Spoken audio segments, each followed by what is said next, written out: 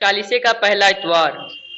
पहला पाठ उत्पत्ति ग्रंथ अध्याय 2 पद संख्या 7 से 9, 3 से 1, 1 से 7। प्रथम मनुष्यों की सृष्टि और उनका पाप। प्रभु ने धरती की मिट्टी से मनुष्य को गढ़ा और उसके नथनों में प्राणवायु फूंक दी। इस प्रकार मनुष्य एक सजीव सत्व बन गया।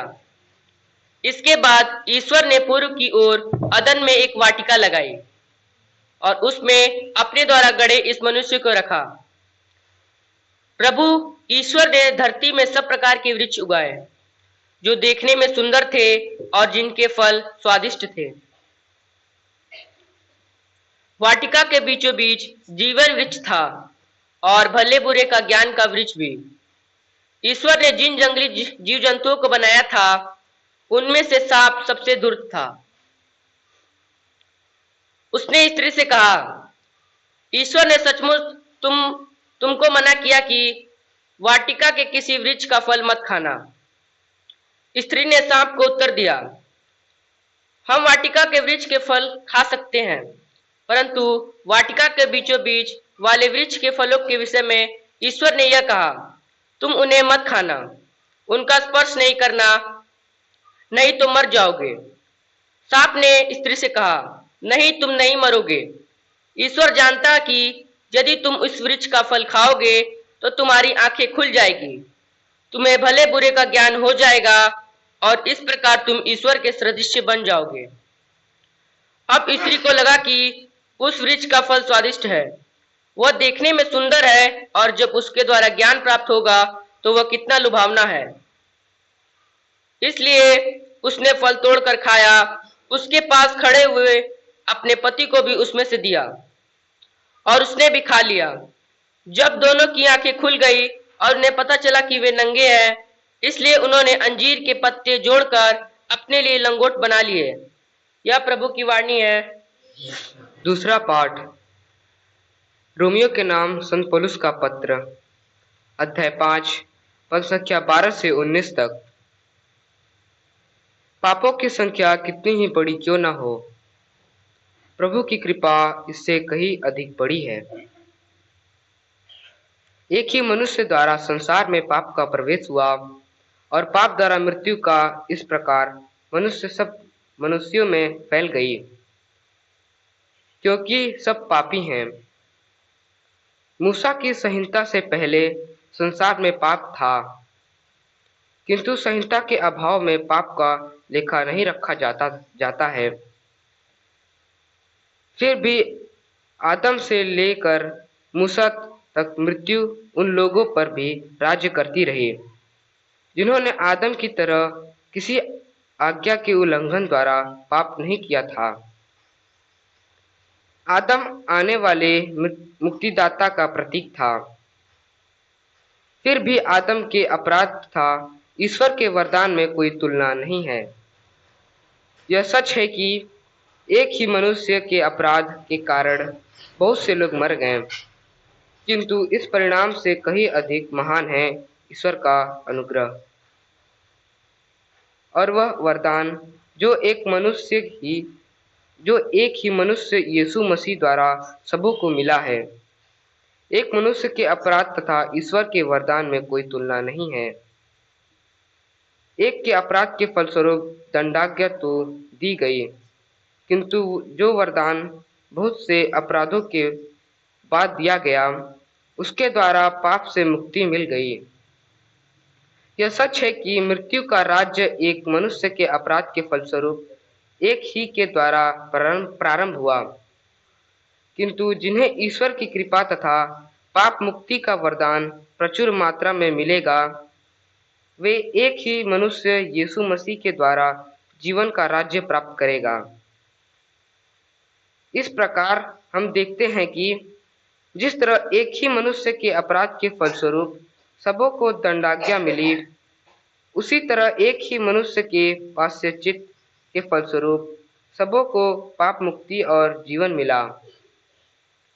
जिस तरह एक ही मनुष्य के आज्ञा भंग के कारण सब पापी ठहराए गए, उसी तरह एक ही मनुष्य के आज्ञा पालन के कारण पाप मुक्ति ठहराए जाएंगे। यह प्रभु की वाणी है। प्रभु आप लोगों के साथ हो।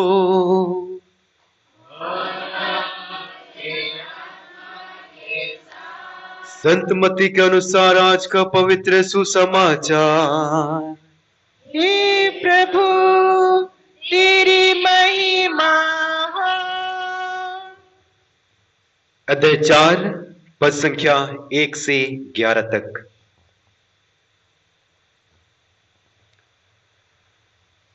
आत्मा यीशु को निर्जन प्रदेश ले चला, जिससे शैतान उनकी परीक्षा ले ले। यीशु 40 दिन और 40 रात उपवास करते रहे। इसके बाद उन्हें भूख लगी और परीक्षक ने पास आकर उनसे कहा, यदि आप ईश्वर के पुत्र हो तो कह दीजिए कि ये पत्थर रोटियां बन जाए। यीशु ने उत्तर दिया, लिखा है, मनुष्य रोटी से ही नहीं जीता है, वह ईश्वर के मुख से निकलने वाले हर एक शब्द से जीता है। तब शैतान उन्हें पवित्र नगर ले जाकर मंदिर के शिखर पर खड़ा कर दिया और कहा, यदि आप ईश्वर के पुत्र हो तो नीचे कूद जाइए, क्योंकि लिखा है, तुम्हारे विषय में वह अपने दूतों को आदेश देगा, वे तुम्हें अपने हाथों पर संभाल लेंगे कि कहीं तुम्हारे पैरों को पत्थर से चोट ना लगे। यीशु ने उससे कहा, यह भी लिखा है, अपने प्रभु ईश्वर की परीक्षा मत लो। फिर शैतान उन्हें एक अत्यंत ऊंचे पहाड़ पर ले गया और संसार के सभी राज्य और उनका वैभव दिखला कर बोला, यदि आप दंडवत करके मेरी आराधना करें तो मैं आपको यह सब दे दूंगा। यीशु ने उत्तर दिया, हट जा शैतान, लिखा है, अपने प्रभु ईश्वर की आराधना करो और केवल उसी की सेवा करो। इस पर शैतान उन्हें छोड़कर चला गया और स्वर्गदूत आकर उनकी सेवा करने लगे। यह प्रभु का पवित्र सुसमाचार है। ख्रिस्त में मेरे प्यारे भाई और बहनों, सबको जय यीशु। आज हम तपस्या काल 40 काल के पहला इतवार में प्रवेश कर चुके हैं। बीते बुधवार को राख बुधवार हमने मनाया और हमारे माथे पर राख लगाई गई और लगाते हुए कहा गया, तुम मिट्टी के हो, हे मनुष्य तुम मिट्टी के हो, मिट्टी में मिल जाओगे। हम 40 काल में प्रवेश कर चुके हैं। राख बुध को जितने लोग भी नहीं आए थे ध्यान से सुने, और जो भी आज आए हैं सब लोग ध्यान से सुने कि माता कलीसिया हमें किस प्रकार इस 40 काल को मनाने के लिए आग्रह करती है, वह हमें समझना है। राख बुध से 40 काल शुरू होता है और शुरू हो चुका है। राख बुध से लेकर खजूर इतवार तक के कितने सप्ताह होंगे? 6 सप्ताह। 6 सप्ताह। हर एक सप्ताह में कितने दिन होती है? 7 दिन। अगर उसका गुणा करोगे 7 गुणे 6 कितना दिन होगा? 42 दिन। 42 दिन, 6 सप्ताह का 42 दिन। उसके बाद ये संडे से पहले बुधवार से लेकर आज तक कितना दिन बीत चुका है? हाँ, 4 दिन। तो 42 प्लस 4 कितना हो गया? 46 दिन। Hallelujah, hallelujah. तो माता कलीसिया 40 दिन का तपस्या, उपवास, प्रार्थना सब करने के लिए 40 दिन की बात कहती है, लेकिन जब हम गिनते हैं तो 46 दिन निकलता है। और 40 और ये 6 में क्या मतलब है, किस प्रकार हम समझेंगे? इतवार को कोई उपवास रखता है? कितने लोग रखते हैं इतवार को? हाँ, बहुत लोग रखते हैं, पता नहीं। इतवार को उपवास नहीं रखा जाता है क्योंकि वो हमारे लिए प्रभु यीशु मसीह के पुनरुत्थान का दिन है, विश्राम का दिन है, पवित्र दिन है, इसलिए त्योहार का दिन है, इसलिए कोई भी उस दिन में उपवास नहीं रखता। बाकी दिनों में उपवास रखते हैं। और इस प्रकार 46 दिन से इस विश्राम का दिन यानी 6 रविवार को निकाल दोगे तो कितना दिन बच जाता है? 40 दिन बच जाता है। तो आज उसी प्रकार प्रभु यीशु मसीह के बारे में भी दर्शाया गया। प्रभु यीशु मसीह अपने मिशन कार्य, अपने स्वर्ग राज्य, अपने पिता की महिमा, अपने पिता के प्रेम, अपने पिता के क्षमा का मिशन कार्य शुरू करने से पहले उन्होंने कहां चला गया? रेगिस्तान में 40 दिन 40 रात तक वे प्रार्थना तथा उपवास में लीन हो जाते हैं। एक बात पूछूं, उपवास का क्या मतलब है? देखिए, उपवास मतलब मतलब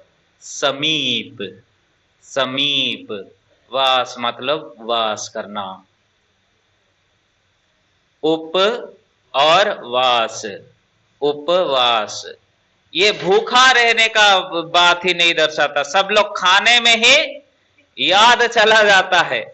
उपवास का असली अर्थ, सही अर्थ है प्रभु के समीप बैठना, प्रभु के साथ विचरना, प्रभु के साथ चलना। Hallelujah, hallelujah.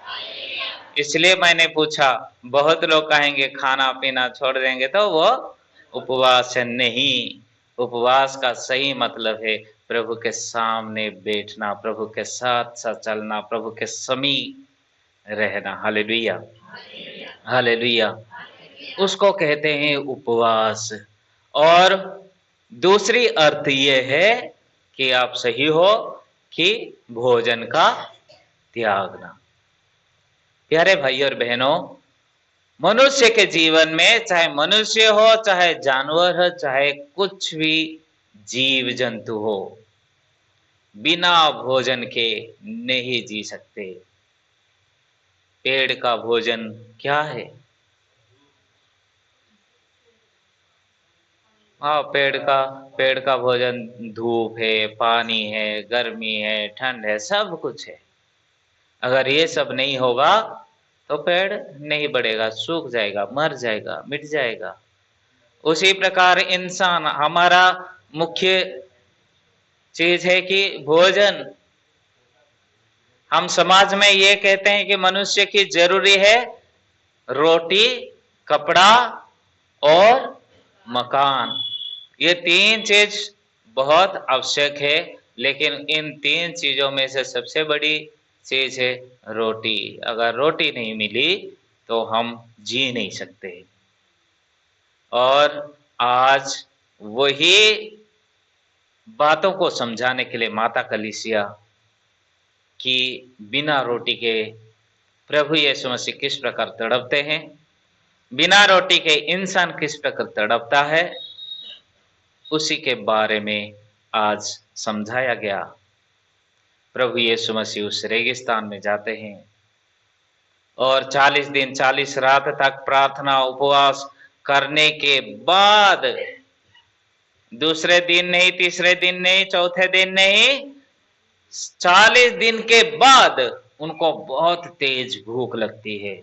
उनको बहुत तेज भूख लगती है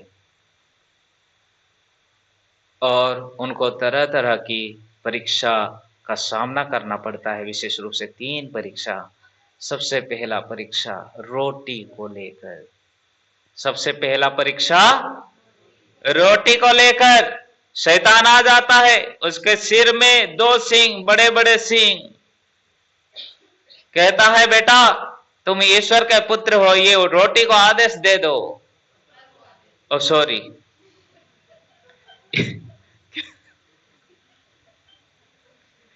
ये पत्थर को आदेश दे, ये पत्थरों को आदेश दे दो जो कि रोटी बन जाएगा और आप अपना पेट आराम से भर सकते हो। तो इतना में रखते हुए मैं पहला पाठ की ओर जाता हूं। क्या आदम और हेवा हमारे आदि माता पिता भूखे थे? क्या हमारे आदि माता पिता भूखे थे? नहीं, वे लोग भूखे नहीं थे, लेकिन शैतान ने उनको बहकाया। शैतान ने उनको बहकाया और शैतान को मालूम था कि इनको कुछ ना कुछ प्रभु ने मना किया होगा। शैतान को मालूम था, क्योंकि शैतान महादूतों में से एक महादूत था, लेकिन प्रभु ने उनको अभिशाप दिया और बहुत उसे स्वर्ग से हटा दिया।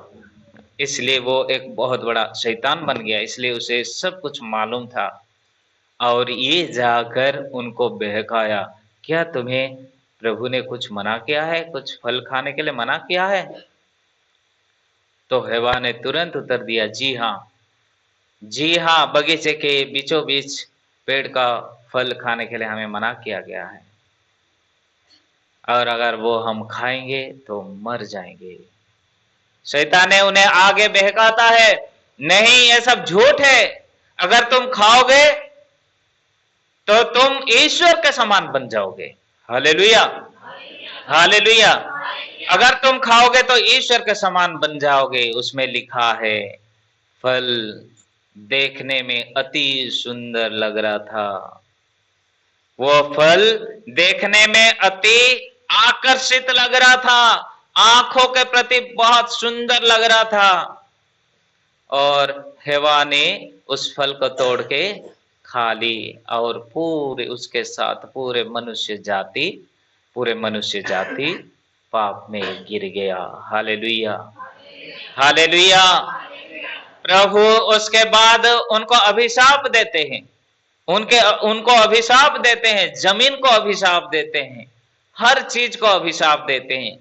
ऐसे कि अनाज को भी, जब तक तो आदम को अभिशाप देते हुए प्रभु कहते हैं, जब तक तो इस मिट्टी को नहीं कोड़ेगा, परिश्रम नहीं करेगा, तुम्हारे माथे का पसीना इस जमीन पर जब तक नहीं गिरेगा, तुझे अनाज नहीं मिलेगी। जब तक तू इस मिट्टी में नहीं मिलेगा, तब तक तू इस प्रकार का परेशान दुख उठाते रहेगा। बहुत सारे अभिशाप मनुष्य को मिलता है। और पहले कांटेली झाड़ी सब नहीं था। जैसे ही आदम और हेवा ने पाप किया, कांटेली, उठ कटारे, बबूल का पेड़ और तरह तरह के कांटे उगने लगे। यही प्रभु का अभिशाप था, मनुष्य पाप में गिर गया। प्यारे भाई और बहनों, ये प्रलोभन हर एक कोई मानता है, हर एक मनुष्य के अंदर है। प्यारे भाई और बहनों, ये हम समझ नहीं पाएंगे कि शैतान हमारे अंदर है या शैतान हमारे बाहर है, लेकिन हमारा प्रवृत्ति जो हमारे अंदर है, वो प्रवृत्ति जिस प्रकार मैंने कई सारी बार आप सबको बताया है, लालच, घमंड, ईर्ष्या, लोभ, जलन, झगड़ा, चोरी करना, बहुत सारी प्रवृत्तियां जो कि मनुष्य के अंदर है, वो टाइम टाइम पर निकल जाता है, समय समय पर निकल जाता है, समय समय पर निकल जाता है। ठीक उसी प्रकार प्रभु यीशु मसीह वो ईश्वर होते हुए एक सच्चे मनुष्य भी थे। प्रभु यीशु मसीह ईश्वर होते हुए एक सच्चे मनुष्य भी थे, इसलिए उनको भूख लगा, इसलिए उनको प्यास लगी, और शैतान ने इस मौके का फायदा उठाकर उनको तरह तरह की प्रलोभन दिखाता रहा, तरह तरह के प्रलोभन में गिराता रहा। और ये बताइए, क्या प्रलोभन पाप है? पाप के दायरे में आता है, लेकिन प्रलोभन पाप नहीं है। प्रलोभन पाप नहीं है, लेकिन वही प्रलोभन पाप बन जाता है। जैसे कि मुझे खाने को बहुत इच्छा कर रहा है, वो इच्छा तो मेरे अंदर से उत्पन्न हुआ, खाने के लिए बहुत इच्छा कर रहा है, मैं खाऊं या ना खाऊं, देखते रह रहा हूं, उसके बाद लौट जा रहा हूं, देखते रह रहा हूं, लौट जा रहा हूं। बीते राख बुध को अनिवार्य रूप से सबको उपवास रखना था, इसलिए मैंने भी रखा। इतना भूख लग रहा था, 10, 11, 12, 1 बजे तक तो संभल गया, लेकिन बाद में पानी पी पी के परेशान हो गया। हमारे खाने वाले कमरे में कुछ फल थे, पपीता थे, लड्डू भी था, और खाने का बिस्किट वगैरह था। जितना बार रेफ्रिजरेटर गया, जितना बार खाने का कमरा गया, जरूर उन सबको देखा।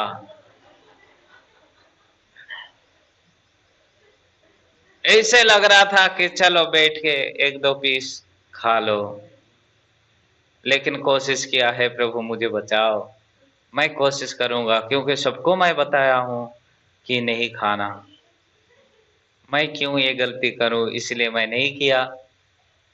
तो प्यारे भाई और बहनों, अगर मान लो मैं खा जाता तो पाप हो जाता, यानी मैं अपने वादे से गिर जाता, ठीक उसी प्रकार प्रभु यीशु मसीह को शैतान ने बताया, बेटा चलो पत्थर को रोटी बनाओ, आदेश दो, बस आपके आदेश मात्र काफी है, रोटी बन जाएगा, आप टनाटन खाकर मस्त रहेंगे। लेकिन प्रभु यीशु ना केवल वो मनुष्य थे बल्कि ईश्वर थे, इसलिए शैतान की हर परीक्षा में जीत लिए। उन्होंने कहा, मनुष्य केवल रोटी से ही नहीं जीता, बल्कि ईश्वर के मुख से निकलने वाले हर एक शब्द से जीता है। Hallelujah, hallelujah, hallelujah. कोई कहता है वो शैतान था, कोई कहता है नहीं, वो शैतान नहीं था, वो शैतान रूपी हमारा भावनाएं, हमारी इच्छा जो अंदर कूट कूट कर भरा है, वो उत्पन्न हो रहा था प्रभु यीशु मसीह में कि बेटा खा लो, अपने शक्ति को ऐसे ही प्रदर्शित करो, अपने शक्ति को ऐसे ही प्रदर्शित करो। अगर मान लो आप अगर पत्थर को रोटी बनाएंगे, आपके पीछे करोड़ों लोग आने लगेंगे, उसके बाद नाम पुकारने लगेंगे, कहेंगे बाप रे वो महान व्यक्ति है, पत्थर को भी रोटी बनाता है, घर द्वार सब कुछ छोड़ के, बीवी बच्चे छोड़ के आपके पीछे हो जाएंगे, प्रभु प्रभु बोल के आपके चरणों पर लिपटे रहेंगे, क्योंकि आप रोटी दे सकते हो। इसलिए प्रभु को भी यही परीक्षा दी गई कि आप इस प्रकार चमत्कार कीजिए जिससे सब लोग आपको प्रभु कहकर मानेंगे। क्या प्रभु मुझे मानो इसलिए चमत्कार किए हैं, या प्रभु थे इसलिए चमत्कार किए?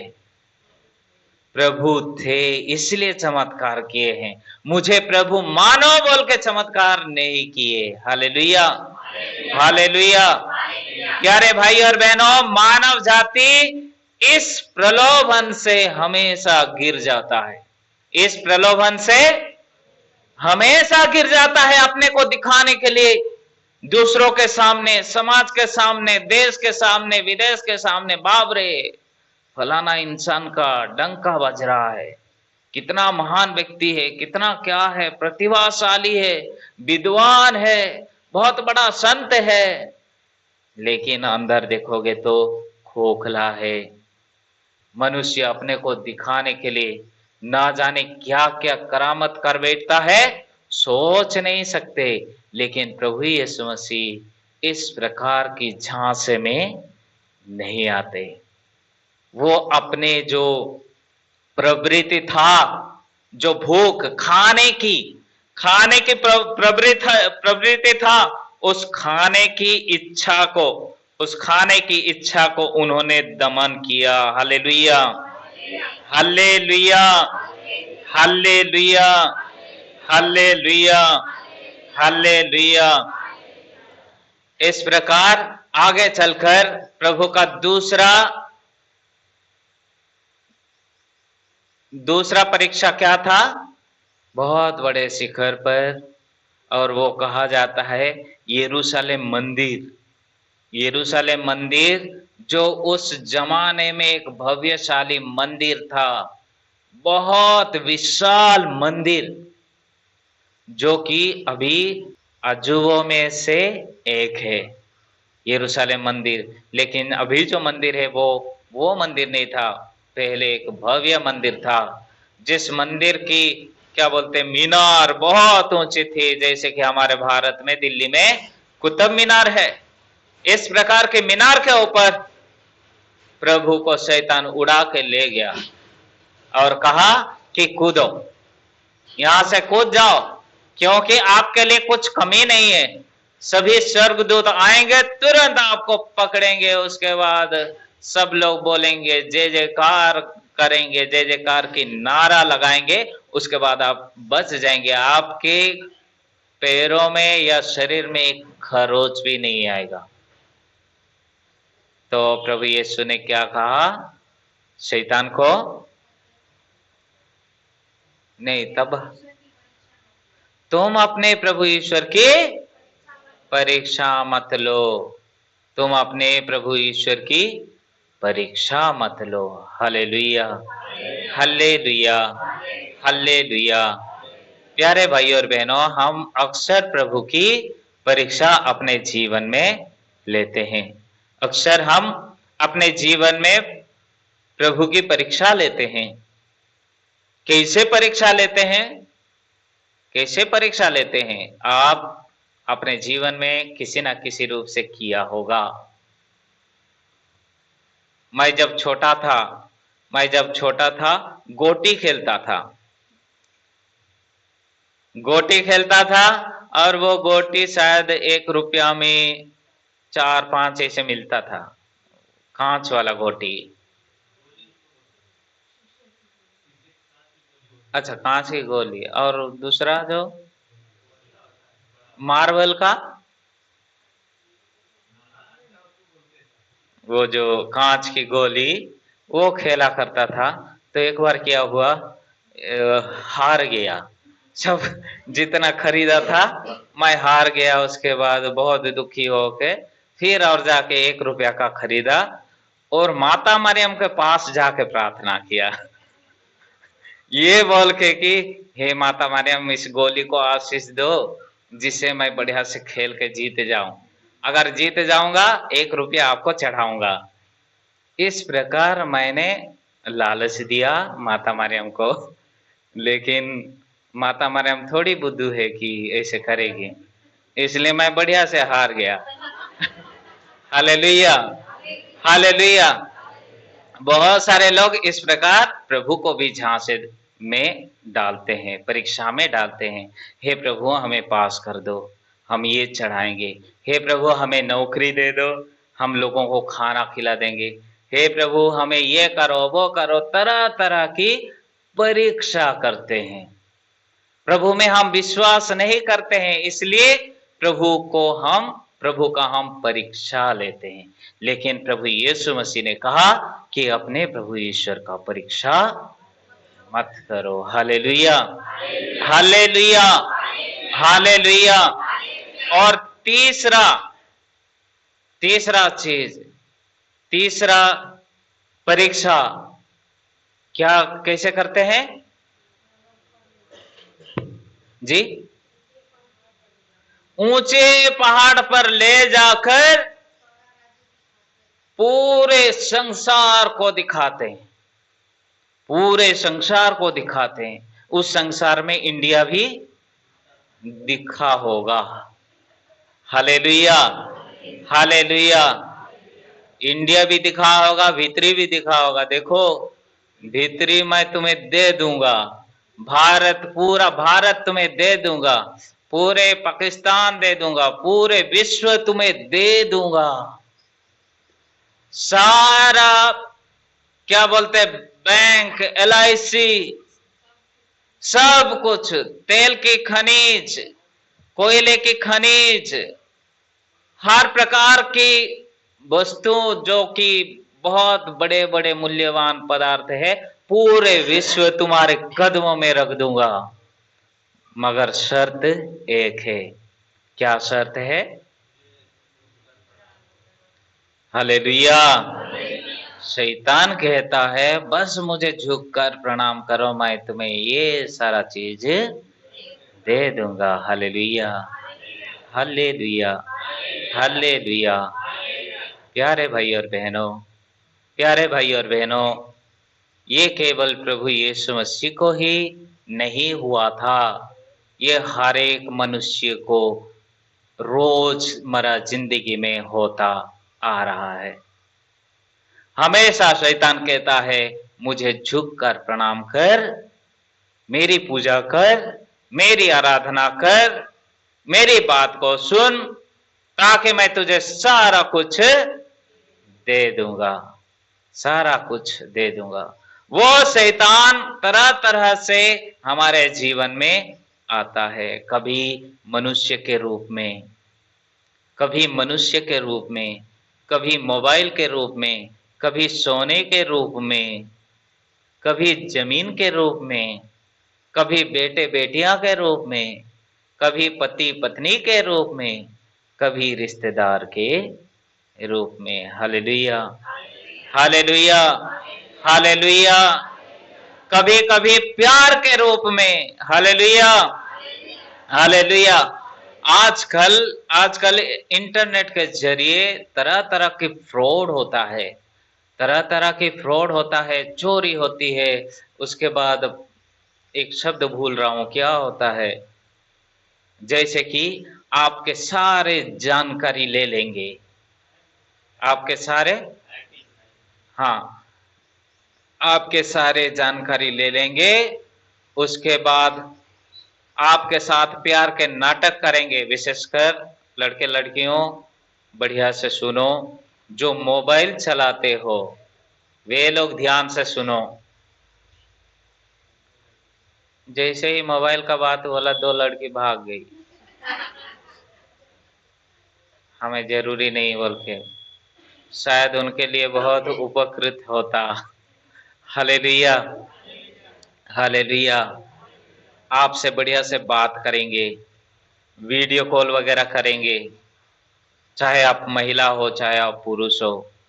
उसके बाद उसको क्या किया जाएगा, उस वीडियो को लेकर तरह तरह से एडिट करेंगे, तरह तरह से एडिट करेंगे। उसके बाद कहेंगे कि हम ये पूरे इंटरनेट में फैला देंगे, हमें आपको इतना इतना रुपया देना होगा।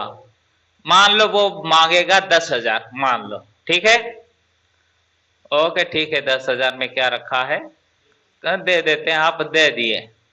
उसके बाद कुछ समय के बाद फिर आपको फोन करके बताएगा और 10,000 भेजो, और 10,000 भेजो। इसी प्रकार आपको इतने सताएगा कि आप मजबूर हो जाओगे मरने के लिए, मजबूर हो जाओगे मरने के लिए। बहुत लोग फांसी लगाकर मर जाते हैं, बहुत लोग जहर खाकर मर जाते हैं। उसके पीछे का कारण इस प्रकार के कारण होता है, उसके पीछे के कारण इस प्रकार का होता है। बहुत लोग इस प्रकार के झांसे में आकर अपना जीवन को गवा दिए हैं।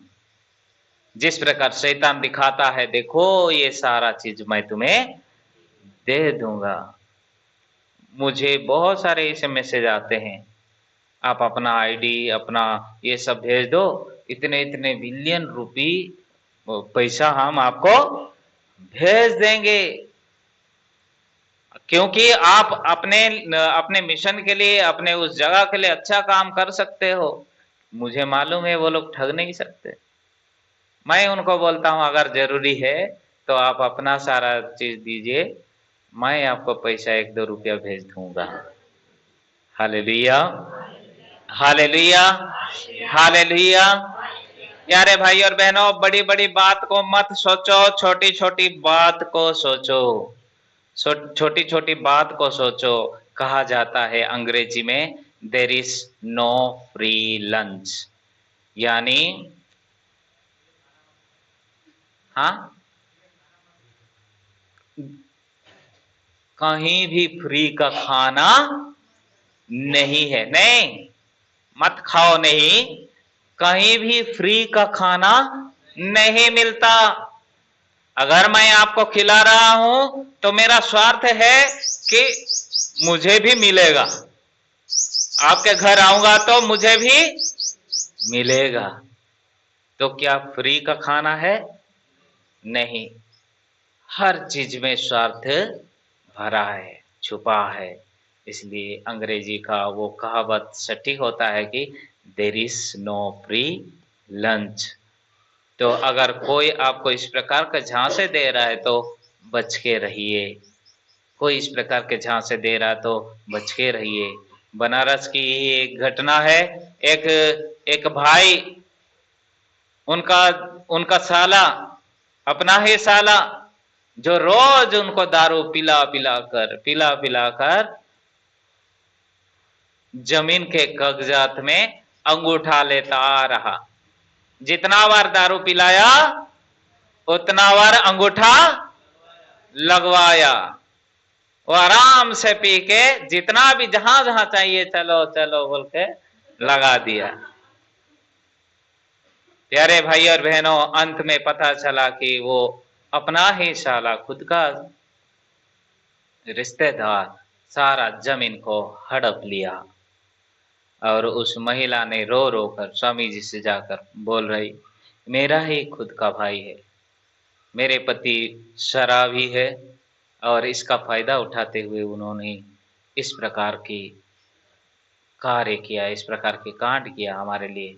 5 बेटियां हैं, उनका क्या होगा, कहाँ जाएंगे, कहाँ रहेंगे, कैसे करेंगे। तो इसलिए इस प्रकार के झांसे से मत पड़ना, इस प्रकार के झांसे से मत पड़ना। अपने को तगड़ा बनाना, आपको शक्ति होनी चाहिए, आपको साहस होनी चाहिए। हट जा शैतान, जिस प्रकार प्रभु यीशु ने कहा हट जा शैतान, उसी प्रकार हम सबको करना है, हम सबको करना है। विशेष रूप से इस 40 काल में तरह तरह की, हर प्रकार की प्रलोभन हमारे रास्ते में आएगी। हर प्रकार की प्रलोभन हमारे रास्ते में आएगी। खाने के रूप में, जो इंसान, जो कि खाना ही मनुष्य को सबसे पहले बर्बाद किया, जिस प्रकार आदम और हवा को, उसी प्रकार मनुष्य को खाना ही बर्बाद करता है। कोई आपको खाना खिला देगा, उसके बाद आपको किस प्रकार जहर दे दिया आपको पता नहीं चलेगा। हम जो भोजन खाते हैं उसके बारे नहीं बोल रहा हूं। खाना तरह तरह की होती है।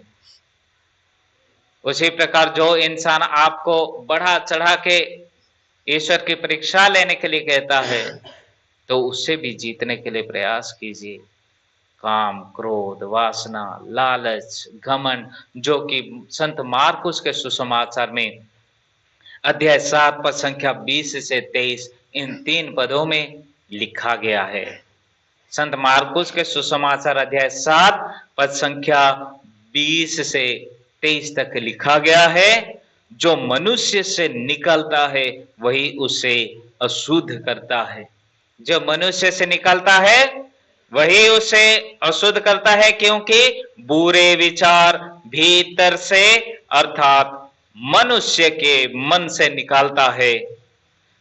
बेविचार, चोरी, हत्या, परगमन, लोभ, विद्वेष, छल कपट, लंपटता, ईर्षा, झूठी निंदा, अहंकार और मूर्खता, ये सब बुराई भीतर से निकलती है और मनुष्य को अशुद्ध करती है। इसलिए प्यारे भाइयों और बहनों, आप मत सोचिए कि मैं शैतान को देखूंगा तभी विश्वास करूंगा और उनको देख के पता चल जाएगा कि मुझे किसी भी परीक्षा में नहीं पढ़ना है। नहीं, वो शैतान इस प्रकार से हमारे अंदर आता है, हमें गिराता है, हमें गिराता है। इसलिए हम हे हमारे पिता की प्रार्थना में यह प्रार्थना करते हैं कि हे प्रभु, हमें प्रलोभन में ना पड़ने दे, प्रलोभन में ना पड़ने दे, क्योंकि हम पड़ जाते हैं, क्योंकि हम पड़ जाते हैं। इसलिए हे प्रभु, हमें प्रलोभन में पड़ने ना दे, लोभ में पड़ने ना दे, लालच में पड़ने ना दे, अहंकार में पड़ने ना दे। इस प्रकार हमें इस 40 काल में अपने आप को तैयार करना है। आइए प्यारे भाई और बहनों, हम प्रार्थना करें, हम प्रार्थना करें कि इस 40 काल में हम सबको प्रभु संभाले। हमारे प्रार्थना, हमारे त्याग, तपस्या, उपवास, दान, पुण्य, इन्हीं कार्य के द्वारा हमें प्रभु हमारा मदद करता रहे, जैसे हम योग्य रीति से प्रभु यीशु मसीह के पुनरुत्थान के त्योहार तक पहुंच सके। सर्वशक्तिमान ईश्वर पिता और पुत्र और पवित्र आत्मा के नाम पर